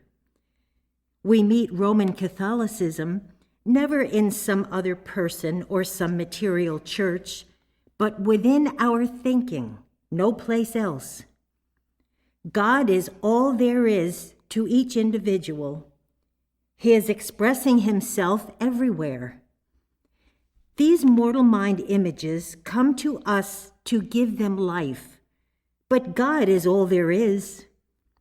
Any personal sense is Roman Catholicism. Always do what divine mind tells us to do. We are God-governed, an expression in the divine plan. There is in reality no sense of person. It is just a picture, an image, a caricature. We must see it as the divine mind here, right here, sees it. It is up to us. Divine mind is omnipresent. Divine mind is reality. Prodigal son. Husks, that which is unsatisfying, a belief in minds many. Father's house, divine consciousness, the kingdom of heaven within us. He came to himself, found himself, not by going somewhere, but found himself rising in thought, awakening and finding himself. Having the correct view of himself, living as he really is. Not one of us is a mortal now or ever has been. We don't change the individual from a mortal to an immortal, but awaken the individual from belief to understanding and give evidence to the fact that we are now immortal. Our real self is the only self. The false picture is not a self at all. The false picture does not make another self. Turn the lie of false belief to the truth of being, but do not combat the lie as though it was something. A deception is not a thing. It may seem as if the individual were striving for more things, but one is really seeking his real being, a higher sense of life and God. His, the individual's, nature is at one with the I God, the unlimited, infinite mind. Individual man is as all-inclusive as God is all-inclusive. This oneness of mind ensures abundance. It is not from without, but from within, in consciousness. All-inclusive God is our mind. The human concept is symbols or figures of the real. Quote, "As for me, I shall be satisfied when I awake with thy likeness." Unquote. Psalm 17, verse 15. Our divinity is understandable. Sooner or later, we shall know man in us and as us. An individual loves his family, relatives, and friends, and they are himself, oneself. He loves everything that comprises himself, or the one universe, universal. All living things delight in freedom. Every individual is free and unrestricted. He loves immortality. God, or life, holds within himself all life. Man's life is God, living in man as man. Man cannot show forth sickness, sin, and death. Truth has within itself the seed to enlarge and unfold into all good. The universal God is all. Christian Science is the greatest thing that can possibly come to a human being, and it has come to us as the Christ appearing in our consciousness. The appearance of truth is the Christ within us. Our attitude should be one of gratitude and sacred silence toward this truth or angel presence, God appearing as our true humanhood, a sacred, marvelous thing, that we can talk with God and commune with Him. This understanding, or Christ, is within us. Never talk Christian Science. Talk is just our concept of Christian Science. Live it and demonstrate it. 1908. Mrs. Wilcox lived with Mrs. Eddy. Christian Science was never talked in her family, but she expected them all to live and demonstrate it. Take your books and talk with God. Study recapitulation and Christian Science practice. Daily lesson is as necessary as food. The sections. 1. Absolute statement of truth, the spiritual fact. 2, and sometimes 3, uncovers the mortal mind belief on the subject. The next ones, elucidate and handle the subject. Last, culminates and sums up the subject. Unity of Good, Mrs. Eddy's masterpiece. Miscellaneous writings, very important. Divine Mind, God, the infinite and only mind. Mortal mind, that which has no existence, ignorance or no mind, educated completely out of itself. It cannot educate itself out of itself. Intelligence does this. Human mind has some enlightenment. It is in states and stages of improved belief. A transitional experience. A state of mind where an element of good is enlarged upon. Be peacemakers in church activities. Everyone there is God, right there, not corporealities. Supply.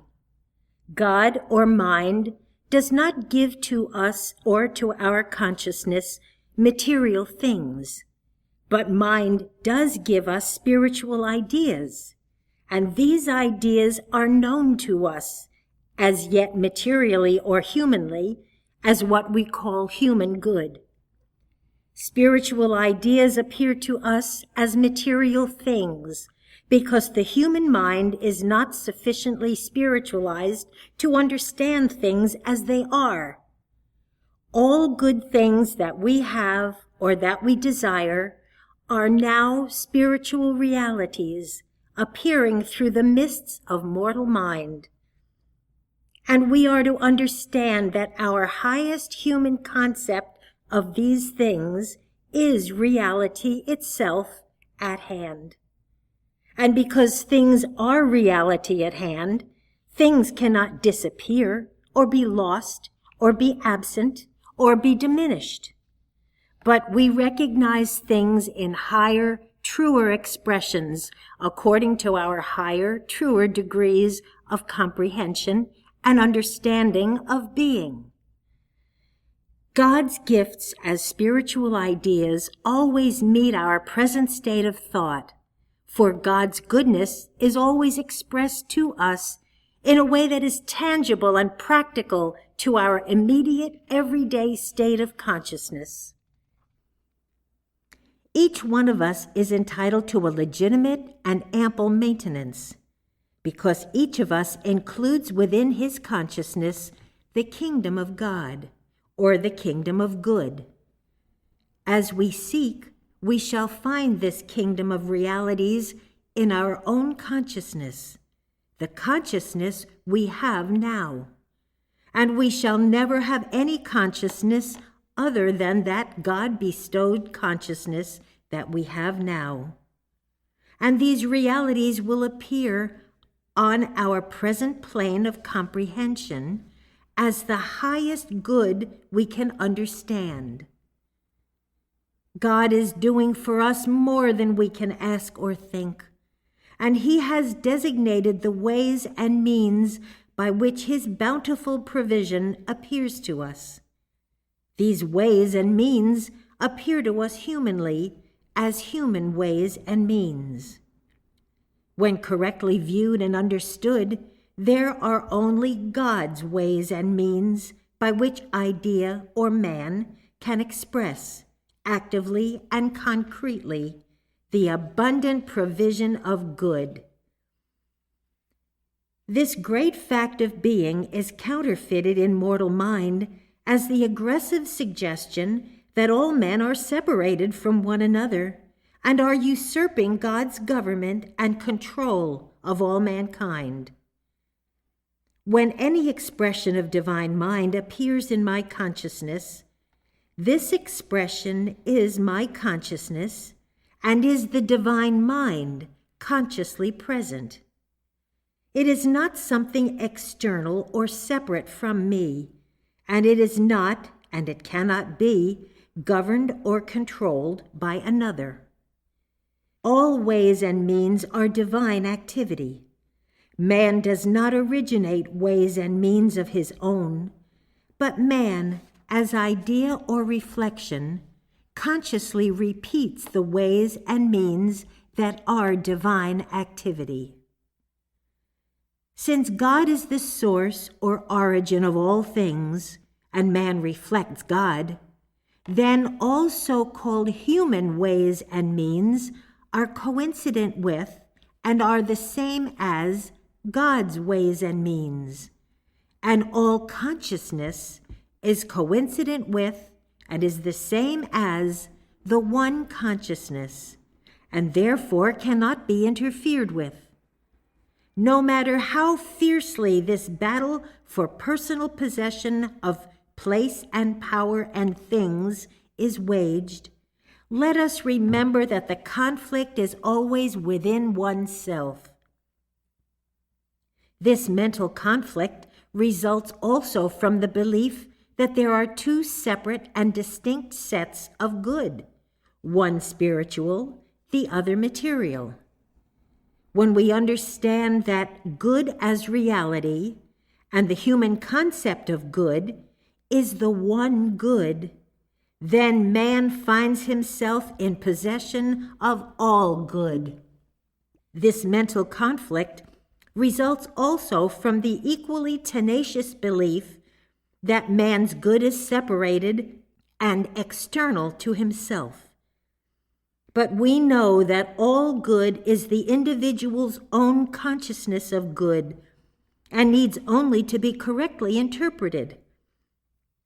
We all seem so bound with the belief that we are separated from our abundance of good. Mrs. Eddy says, quote, "Mortals will someday assert their freedom in the name of Almighty God," unquote. Science and Health, page 228, line 14. And as we more and more assert our freedom in the name of Almighty God, we shall find our good to be at hand, without labor, toil, and limits. We shall have a higher sense of what we call making a living. We shall be able to demonstrate our supply simply by rising into the spiritual consciousness of being. Paradise is a true state of consciousness wherein is all good.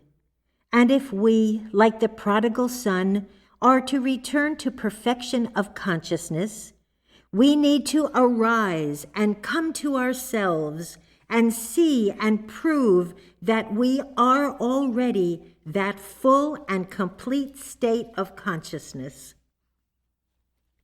In applying this truth to the seeming problems of everyday experience, it is very helpful to apprehend and realize the right interpretations of time and place and personality. Let us consider time. One often feels that next week or next year he will have more good than he has today. It is an easy thing to think that an abundance of good might come in the future, but it is rather hard to understand the fact that good is at hand now. But if I can receive a certain good next week or next year, I have been receiving the same good for 1,000 years. Eternity is here and at hand, the same yesterday and today and forever. What is called a day, a month, a year, is merely the human concept of indivisible eternity. To the material senses, we have time, but we should be losing the sense of time through our higher understanding of eternity. Then place. A greater abundance of good may seem to depend upon place or location. And while place or location may seem to accompany our human footsteps, it is quite necessary to have the correct interpretation of place, or so-called mortal mind will fool you. Place, like time, is the false belief in separation or division of infinity. But infinity cannot be divided. Whatever is in our location is likewise in another, because there or here or everywhere is infinity. And last, personality.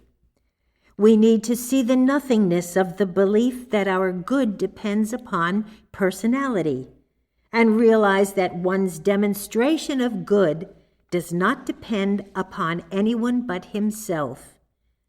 In our early stages of growth, we often feel we must meet certain friends or individuals who will help us on our way toward prosperity and happiness, and this may seem to be the necessary footsteps at this time. But fundamentally, we are looking in the wrong direction. We are not practicing from the right interpretation. We are looking at the external rather than within.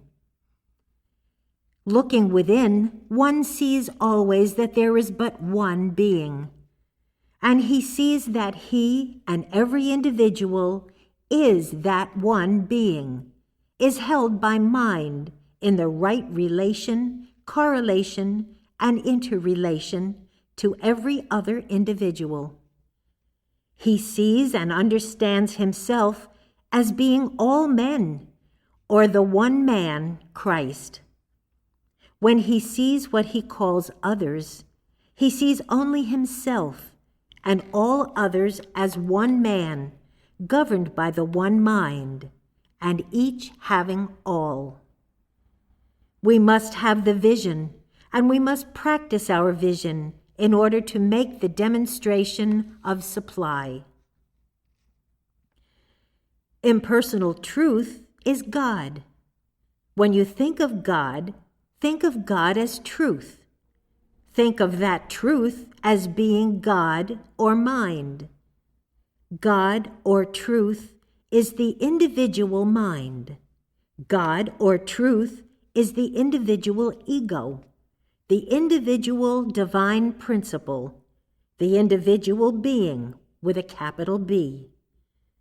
Your own right mind is God, the only man you ever will be, and that mind and intelligence go on together in unity forever and forever.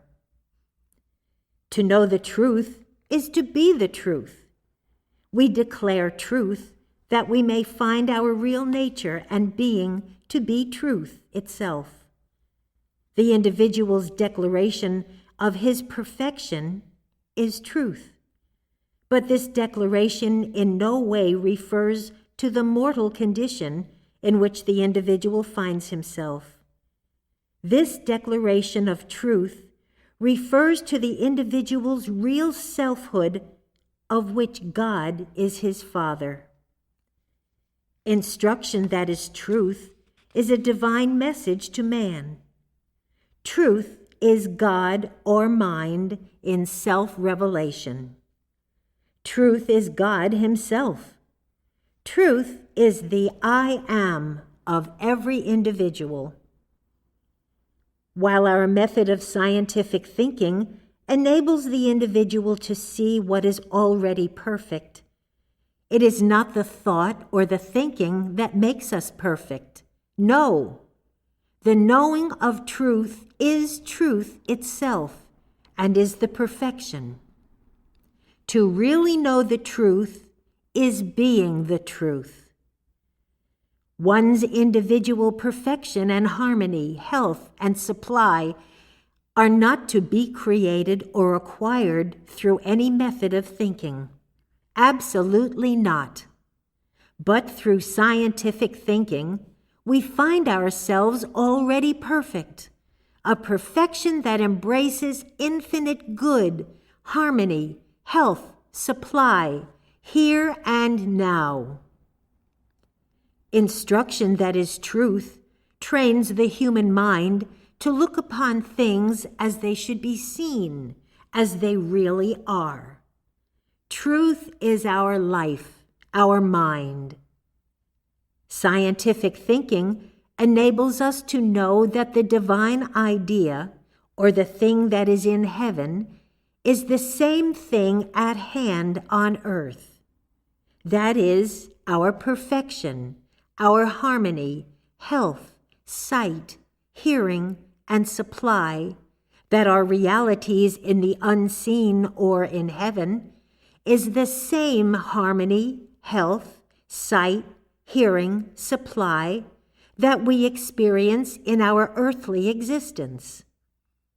These realities that exist in mind or heaven are continued out into expression as our human experiences on earth.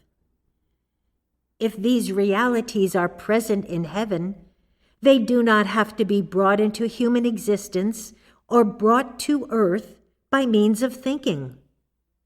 Earth is the expression of heaven. Therefore, the good in human existence is the expression of reality. They are one and the same thing. Does not impersonal truth, the I am of each one of us, say, "Do not I fill heaven and earth? Am I not expressed in earth as in heaven? Are not the visible expressions of mind and mind one and the same? What we call our daily experiences all have their source in heaven. Our health, harmony, happiness, and supply ever abide in God, our own mind, our own being, and are realized and expressed in daily living. There is no evil in all-inclusive reality, for, quote, "The darkness and the light, the human concept of reality, are both alike to thee," unquote. Psalm 139, verse 12. All human good and the good that is reality, one and the same thing. Our human concept of good approximates the one good in proportion to our comprehension of the spiritual fact that our human good is the one good. Quote, "Enable us to know as in heaven, so on earth," unquote. Science and Health, page 17, line 2. Scientific thinking, or knowing the truth, is the experience itself, which to our comprehension may appear as the desired wholeness, desired employment. Individual man, being God's or mind's idea of himself, is as complete, as active, and as employed as is God, his mind. Let us then individually think and act as if we were what we are. Animal magnetism. No matter what the inharmonious condition, be it great or small, terrifying or merely disturbing, the cause behind it is but our belief in it, or animal magnetism. We cannot be held in bondage when once we understand that all types and stages of evil, no matter what the experience, is only animal magnetism or false belief. We cannot be held in bondage when we understand the impossibility and nothingness of false belief. We do not have to give up a disease or an inharmonious experience, but we must give up the belief that there can be a disease or an inharmonious experience. As soon as a lie is seen to be a lie, it has no power or existence. No matter how great the Goliath may seem to be, the recognition of the allness of God and the nothingness of any power apart from him is all that is needed to vanquish false belief or animal magnetism. Animal magnetism impersonal. Animal magnetism cannot operate directly or of itself. It requires support, and it exists and continues by means of someone believing in it. Animal magnetism must always find a channel or someone to believe in it in order that it may exist. But the person believing in error or animal magnetism is never the originator of error. Error originates in mortal mind. Therefore, all error is impersonal. One must handle the claim that error is personal, thereby freeing the person through which the claim seems to be acting. A student of Christian Science endeavors to attain and maintain that spiritual altitude of thought that the Master had when he said, quote, "For the prince of this world cometh, and hath nothing in me," unquote. John 14, verse 30. Infinite truth admits no opposite or evil, and we should mentally oppose evil with truth, promptly and persistently, whenever it presents itself for acceptance. When Christian Science was revealed to Mrs. Eddy, she saw that evil was a state of mental blindness, a mesmerism produced by mortal mind thinking. She saw that this mental blindness was a serious thing because it made man incapable of discriminating properly as to what was real and what was unreal, and it blinded man from seeing the necessity of recourse to the divine mind in order to bring about the destruction of that which deceives man into clinging to the finite and human sense of himself because he believes that sense of existence to be real. The teachings of Christian Science awaken thought to the true nature of the infinite, and this enables us to make the effort to see as nothing everything that claims existence apart from God, or that is unlike truth and good. Evil and its seeming operation affect only those who are ignorant of its unreality. It is because man is ignorant of the fact that evil is belief only, that it affects him. He never can appreciate enough the fact that Mrs. Eddy has shown us and proved to us that evil is false belief only. When the world comes to appreciate the wonderful thing that Mrs. Eddy has done in uncovering all evil as animal magnetism or false belief, there will be a great increase in spiritual growth for all mankind. Man and body. There is one thing of which we are conscious that is all important to us, and we should always hold it in consciousness in its true depict. This all-important thing is man or body, and each of us is man or body. The terms man or body are synonymous terms. Their relation to God or mind is the same in that they express mind. The full expression of mind as all ideas is man or the body of mind. Mind and man are one being, or mind and body is one being. Man or body is the evidence that there is a God. Man or body show forth or exhibit God. There is one infinite body, and that body is man, or is the body you are now, no matter what false beliefs you hold in consciousness about it. There is one spiritual body, and that body is you. It is scientific to declare that man exists at the standpoint of body. Man is body.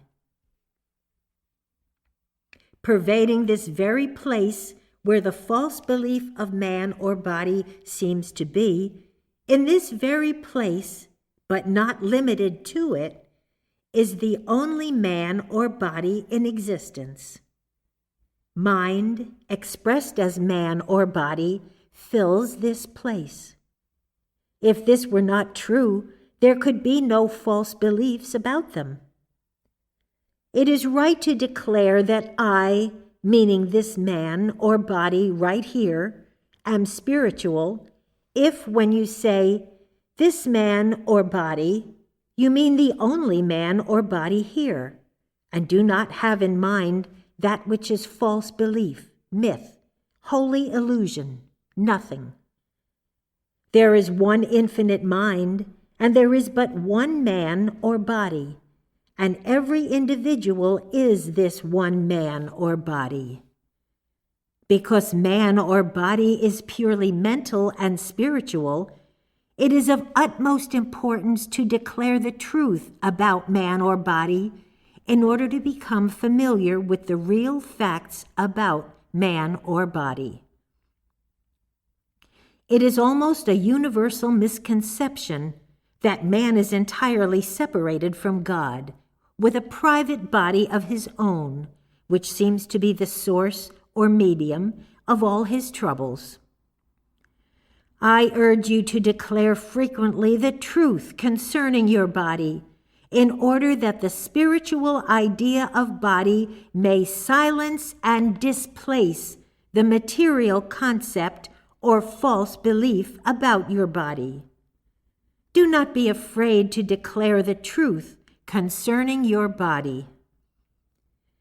All the things in the embodiment of mind, or the one body, are eternal, complete, and perpetually active as ideas, and the law of mind that governs his embodiment is the law of perpetual harmonious action.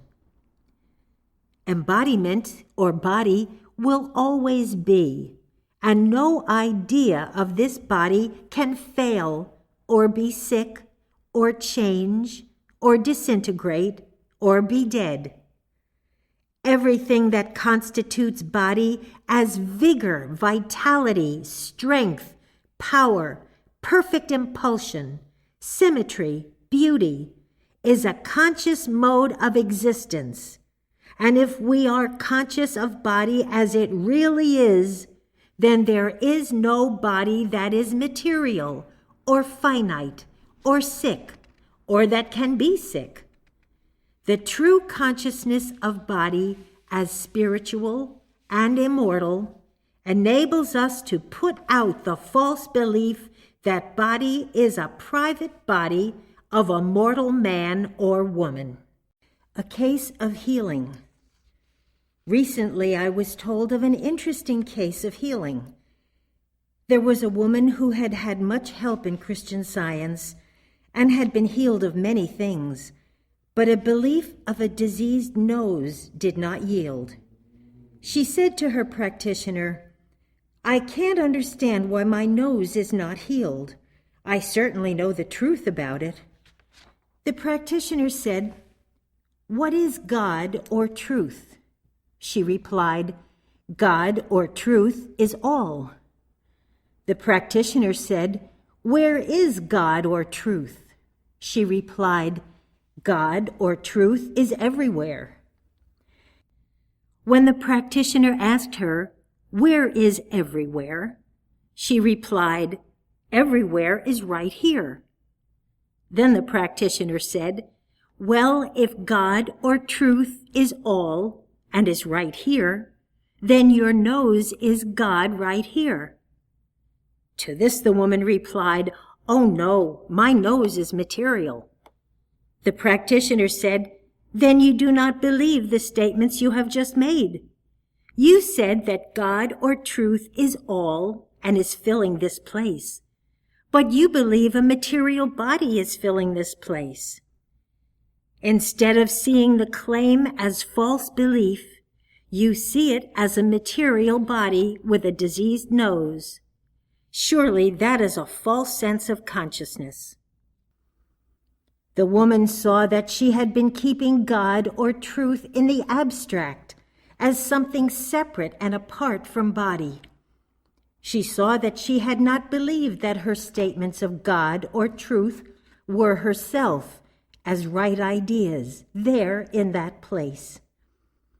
She saw that she had not known God or truth at all. She was awakened to see that God or truth was all and was filling that place. That her body or nose, being what God was right there, needed no healing. God and body were one being. When she saw the truth about God and body, this truth dispelled her erroneous belief about body and nose, and she was quickly healed. I want to speak of a case of instantaneous healing, which illustrates the point of letting go of false belief. False belief does not and cannot continue itself in consciousness when it is once admitted to be belief only and not a condition of the body. A woman had a withered, helpless arm caused by accident.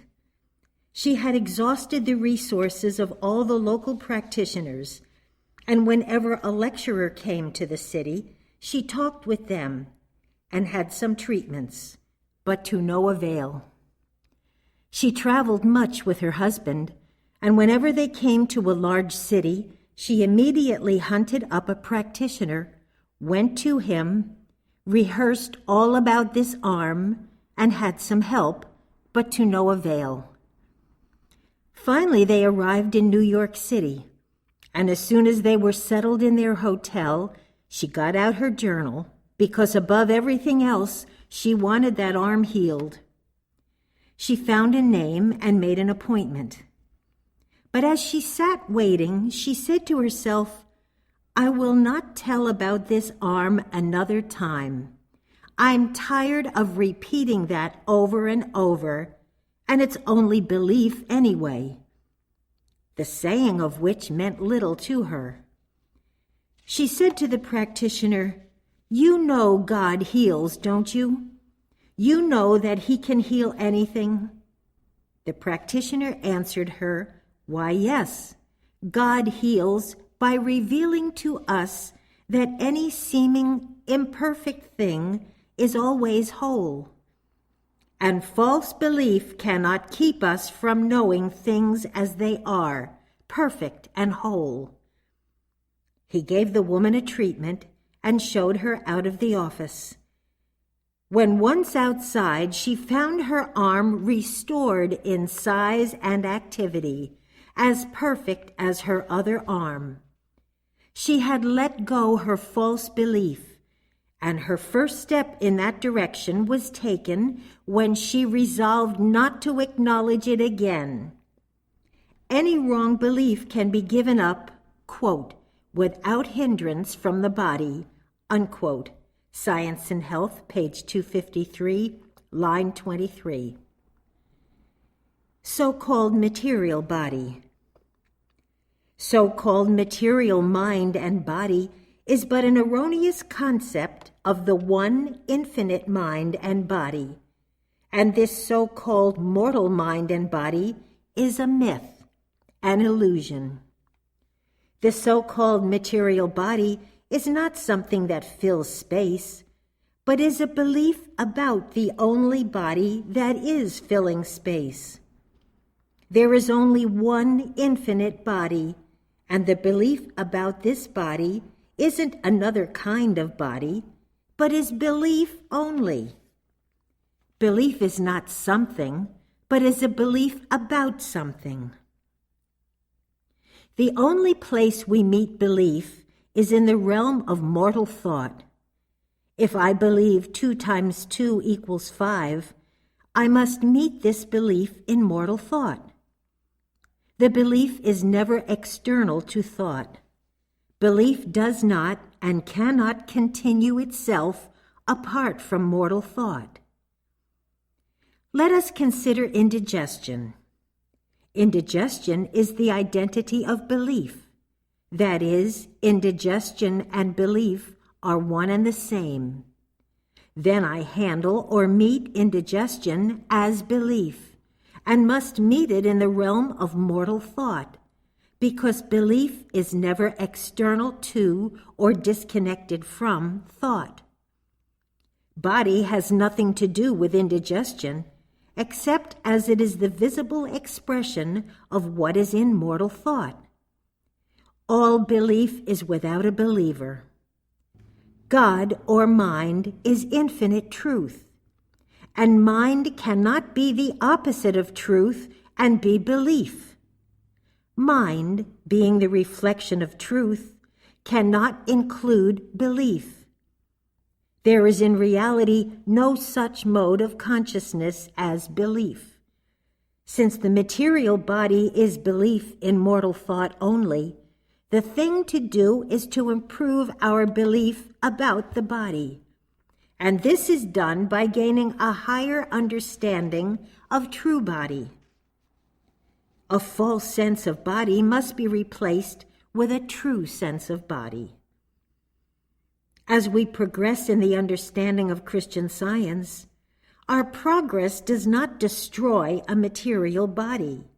No, it just dispels the belief that the body we now have is mortal and material and organic and structural. As we clear away our beliefs, there appears to our sight and sense our ever-present glorious body, the body that was seen on the Mount of Transfiguration. As we progress in Christian Science, each scientific step should show forth concretely better bodily conditions, and this is accomplished not by destroying what does not fill space, but by bringing to light in consciousness our ever-present spiritual body. We should see the great importance of never mentally destroying the concrete, progressive unfoldment of what seems to be our body or any part of our body, but we should hold in consciousness higher concrete expressions of body as it really is until we come into our perfect humanhood. A Christian Science healing indicates an improved belief about body. When we declare facts of truth about God, we should realize that these facts of truth about God is man, is body. God or mind is man. God or mind is body. Mrs. Eddy says, Science and Health, page 167, line 26, page 111, line 28, page 248, line 8, quote, "The scientific government of the body must be attained through the divine mind," unquote. Quote, "Mind governs the body, not partially but wholly," unquote. Quote, "Immortal mind feeds the body with supernal freshness and fairness, supplying it with beautiful images of thought," unquote. The body is always the visible expression of the mind. Whatever images of thought are held within our mind, these images are visibly seen in the body, which is the expression of the mind. Whenever our body shows us a certain image of inharmony in our thought, then we should immediately replace this false image in thought with the counterfact image or the truth. This process restores health and harmony to our mind, which in turn is visibly manifested in our body. It always seems to us that it is the body that ages and grows old, independent of the mind. But man's body or embodiment is but the garment of his thought. The body always visibly manifests the mind from which it is evolved. Mrs. Eddy was once asked, Christian Science series, quote, "Is it possible to change the aged form to one of youth, beauty, and immortality without the change called death?" Unquote. She replied, quote, "In proportion as the law of truth is understood and accepted, it obtains in the personality as well as the character. The deformities, as well as the infirmities, said to be the inevitable results of age, under the opposite mental impressions, disappear," unquote. Quote, "You change the physical manifestation in proportion to your changed thought of the effect of accumulative years. Expecting an increase of usefulness and vigor from advancing years, with as much faith as you look for decrepitude and ugliness, a favorable result would be sure to follow," unquote. The added wisdom of age and experience is strength, not weakness, and we should understand this, expect it, and know it is so.